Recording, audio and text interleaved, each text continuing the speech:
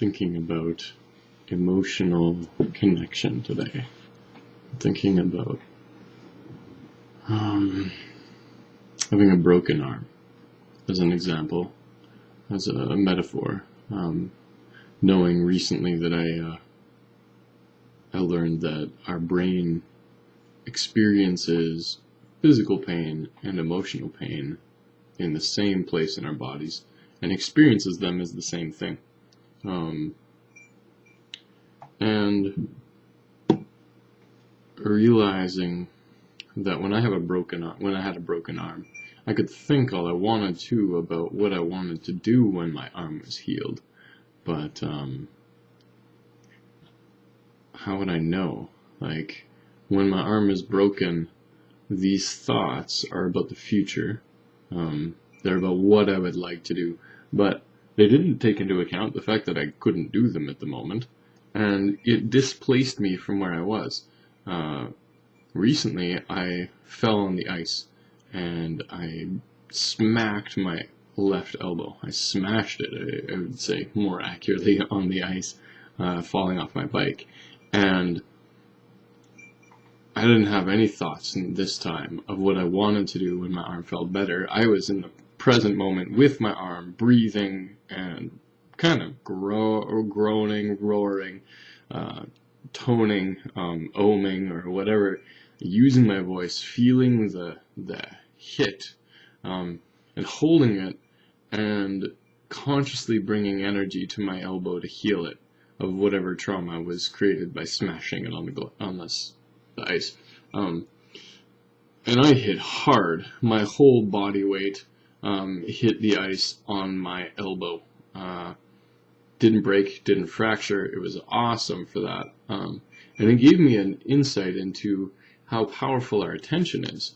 And I think I might be veering a little bit off of the original intent of the emotional woundedness and what we want, but perhaps not. The presence that I gave to my body in that moment of woundedness, of having smashed my elbow on the ground really hard, and then within, I would say, 5 minutes of laying there and holding my arm, giving energy to my body to heal, consciously thinking about healing and about the energy of my breath going to my elbow, of any healing energy or healing vibrations, or my body's ability to heal, the natural ability of the body to heal, the natural inclination of the body to repair itself, at least to some extent. Giving energy to all of that. In 5 minutes, I got up and I stretched my arm out. I moved it around to feel how it felt, and I felt next to no pain at all. And I looked, and there was a tiny bit of bruising, and what is it? It's Thursday today. It's Wednesday today. 2 days later, I don't believe. Well, there's a spot of minimal tenderness. It's I couldn't even call it painful. It's just like, oh, I can feel it a little bit more sensitively when I touch it, but there's no part of my elbow that hurts. And I went to work, both yesterday and today, working with bikes and teaching young adults and teenagers how to fix bikes. And I love my work. I have a lot of fun doing it. I love working with bikes. I love working with kids and young adults. I love teaching. So all these things I love doing. I love playing video games, and I played video games. There was no repercussions from this accident, from falling and smashing my elbow on the ice, except that I took that time, those 5 minutes, to breathe and really be with my body.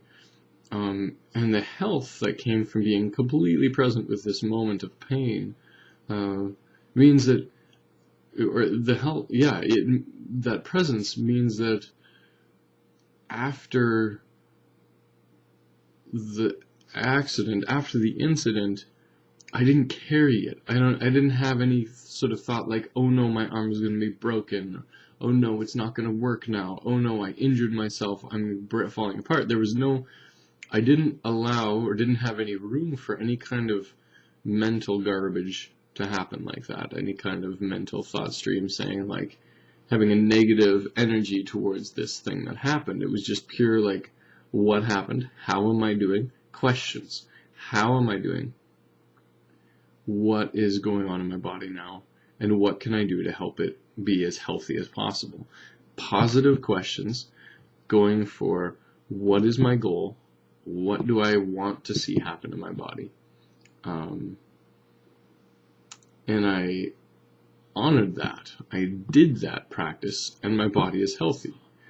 Today, I woke up feeling sick. I had my ears been ringing all day, or it's been sound vibrates louder in it. It's not something I've experienced before, but I woke up feeling pretty headachy and feeling pretty sick. Just almost like I wasn't in my body very much. Like I was just stuck up in my head, and a lot of energy there, and my body was kind of like feeling washed out.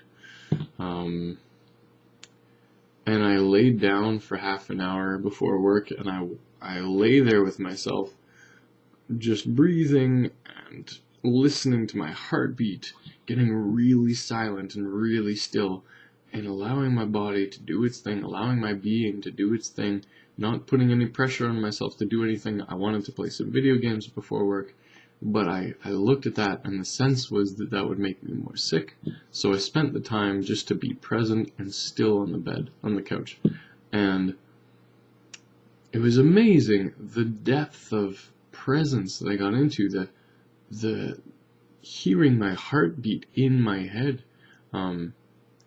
hearing the blood moving through my body, kind of astounding how sensitive we can become in stillness. And I went out to the shop and I worked with these students, all teenagers basically, to teach them how to. Today was fixing flats and changing tires on the bike. And by the end of the day, I still had a bit of a ring in my ear, but none of that feeling of washed outness was there. None of the pain in my body was there. Yeah, and I was healthy, and I made good decisions when I got home. I drank a smoothie, and I smudged. I believe I lit some smudge. No, I did that before I left for work. But I went out and I went to a fundraiser for my work at the Barnhammer, this brewery, this like sort of microbrewery near my house, and had 1 pint, 16 ounces of some beer. It was great. I had one, and then I had a couple of cups of water, and came home, and I feel healthy. I feel good. Emotionally, I feel good. I interacted with people and held conversations in a good way, listening and sharing, and it was a fun night. And I saw people sort of opening up and playing and talking together. It was enjoyable. So these two were two examples out of a life of practice.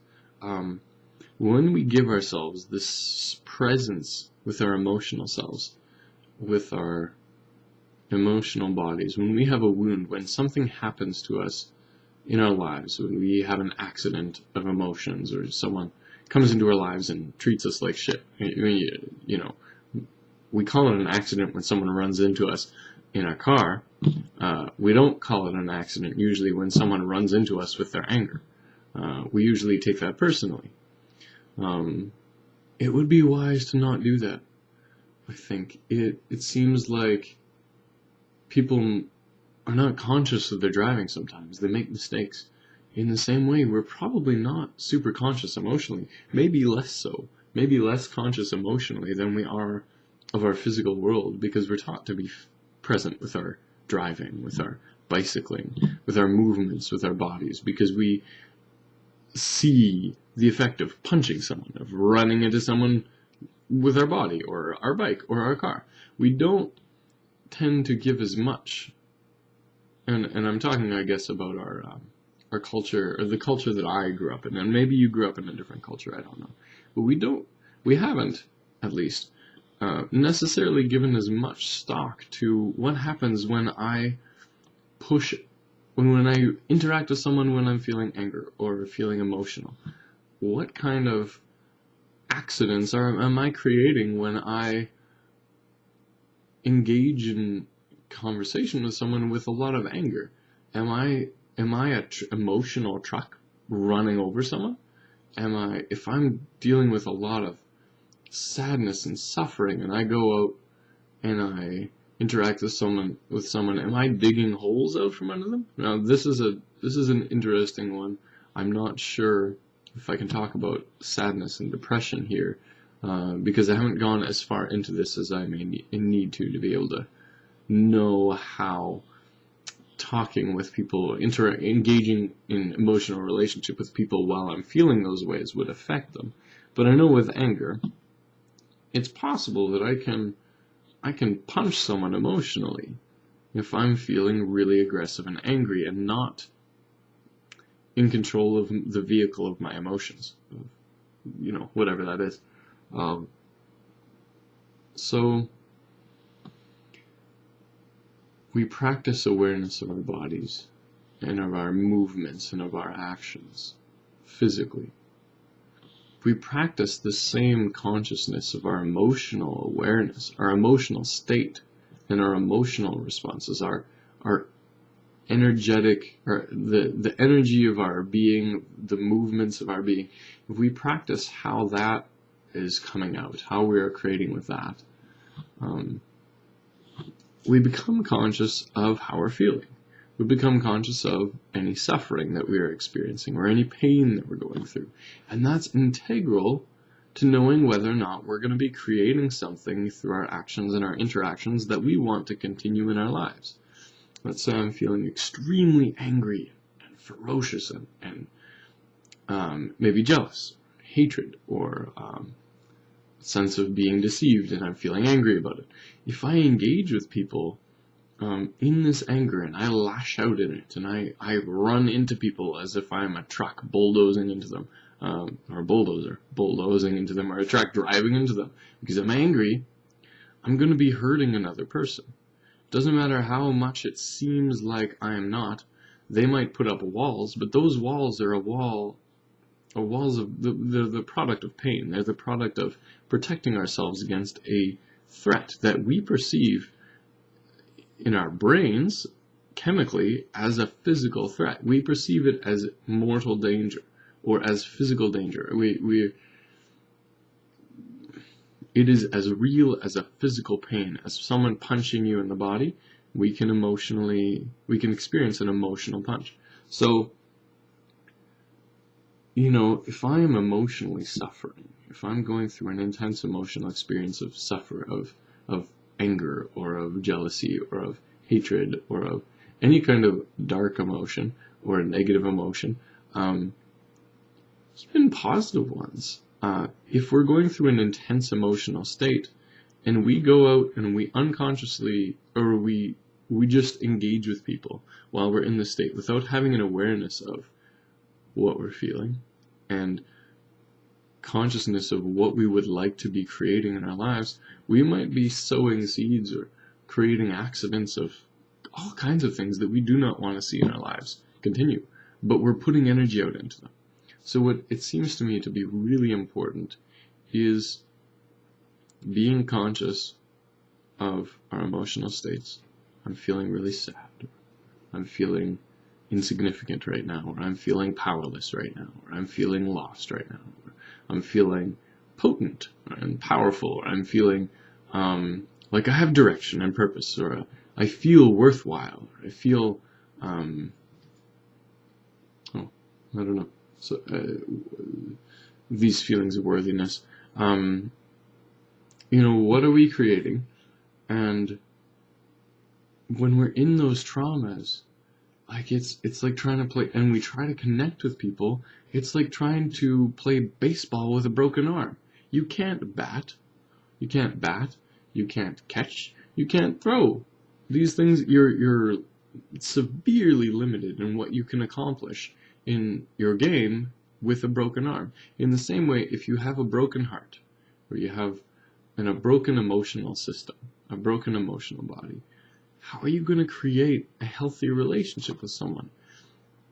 Healing our emotional reality, healing our emotional bodies, hearing our pain, giving space to our pain, and then allowing ourselves to feel it, allowing ourselves to experience the suffering, to cry it out, to mourn it, and then to say, I love you, to ourselves. I love you.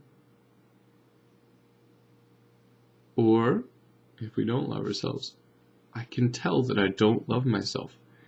This is a process. Healing an elbow takes time. I spent maybe 6 weeks with either a cast or a sling after breaking my arm when I was 6.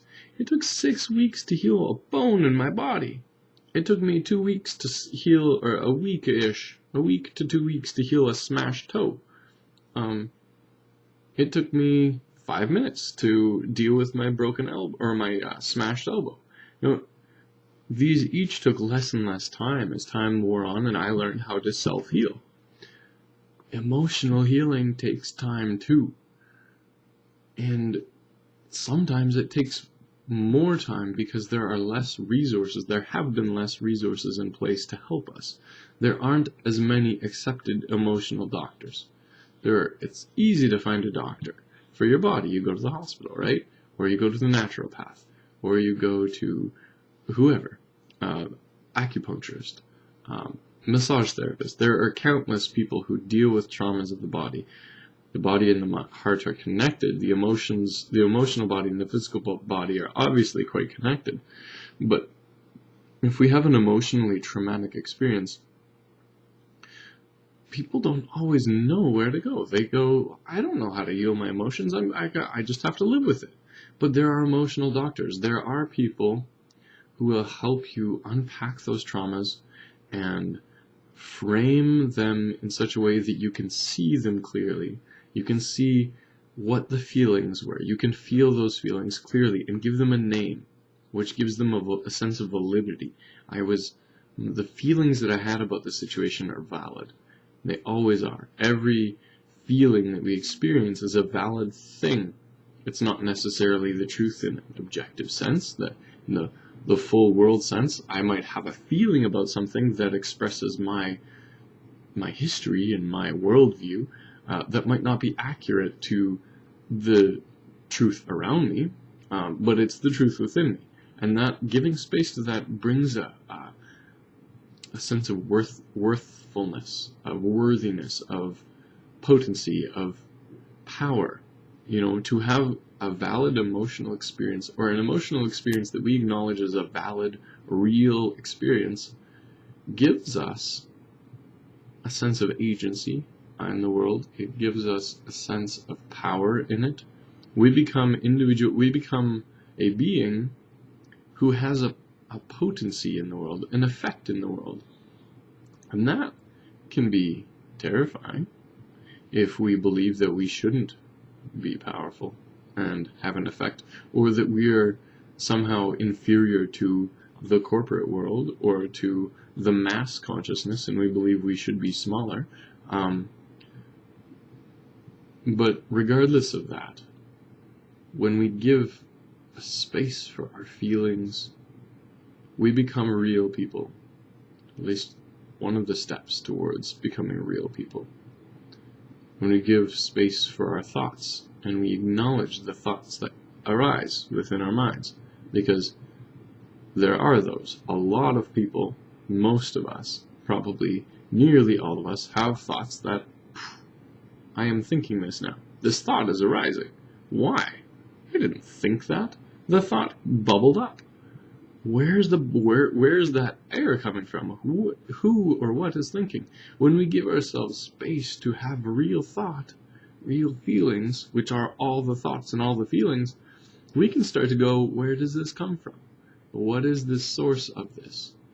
And we can find that source. If there is an existent thing, and we feel it bubble up, or the thought arises, it's arising from somewhere.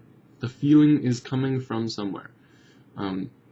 Thoughts and feelings, perhaps they just poof and appear, but if they poof and they appear, there's probably a genie going poof, here it is, or a sorcerer in your life, or a, what would it be? A programmer, In the old days, we called sorcerers or wizards or spells.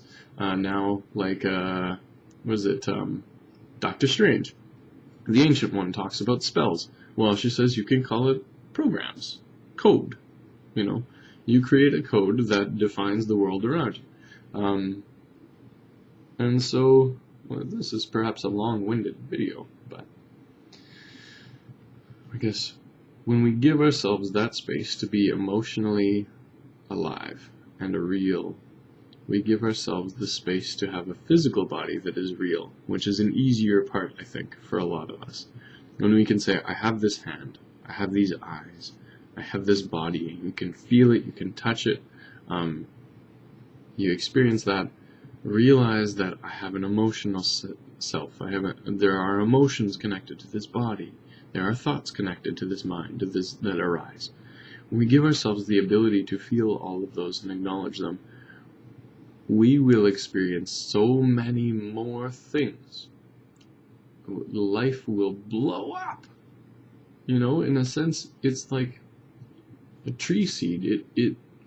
That space to allow for ourselves to have feelings and a body and a mind and intuition, have thoughts rise up that come from an unconscious awareness, or emotions that come from our traumas or our histories, our beautiful experiences. We find, like the seed opening, there is an explosion of growth. Our lives will become so much more full. Like the tree will grow so many branches, we attract so many new things because all of a sudden we have all of this energy that wants to move and wants to be shared, wants to flow. And part of that flow is that we give this energy out. All of a sudden we're alive. We're giving energy out. It's going out. There are going to be people who want to give it back. There are going to be people who want to experience it, to feel it, and then want to give, want to speak, want to feel with you, want to share with you. So it's just very important, I feel, and I think, to begin with, or to at least give some time to honoring the traumas and the hurts, the pains that we've had, that we haven't given time and space to, and allow ourselves to feel it, and allow ourselves to move on, or to go, that was then, this is what happened, who am I, and who would I like to be, how would I like to be, how would I like to feel. And when we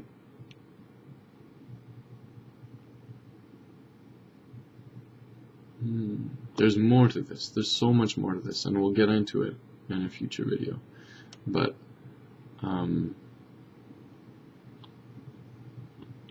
yeah, I don't know where to go from there. I think that when we move with that life, when we move with that energy that is opened up, when we start to acknowledge our feelings, we become a flurry, a whirlwind sometimes.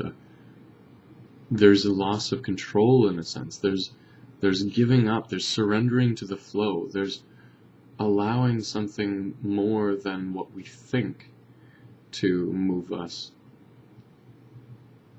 There's a sense of riding a wave, and it feels, when I talk about it, I feel it coming out of my chest, as if this wave, and maybe out of my stomach too, that there are waves of energy that will move us and that will move along. Donnie Darko has the energy coming out of the solar plexus, the will, the movement, and you can see the person's energy go out and snake out to the fridge, and then they get up and they follow that path exactly. So we have these different wavelengths that we work with. And when we allow our feelings to be alive and our emotional self to live, we will have another channel, another flow, and it creates a stronger flow. Our lives will move perhaps faster or more slowly, depending on what we've been doing, what we've been creating with ourselves.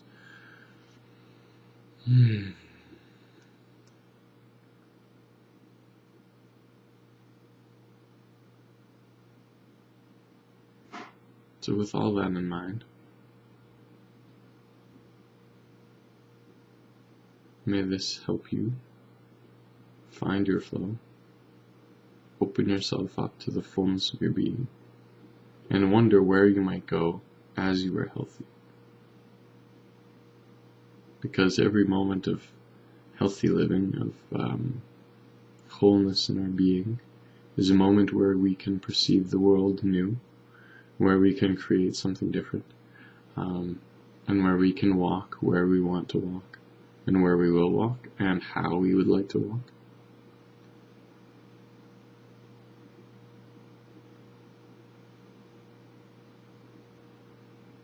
Be well.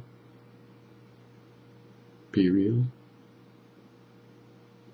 And be soft with yourself.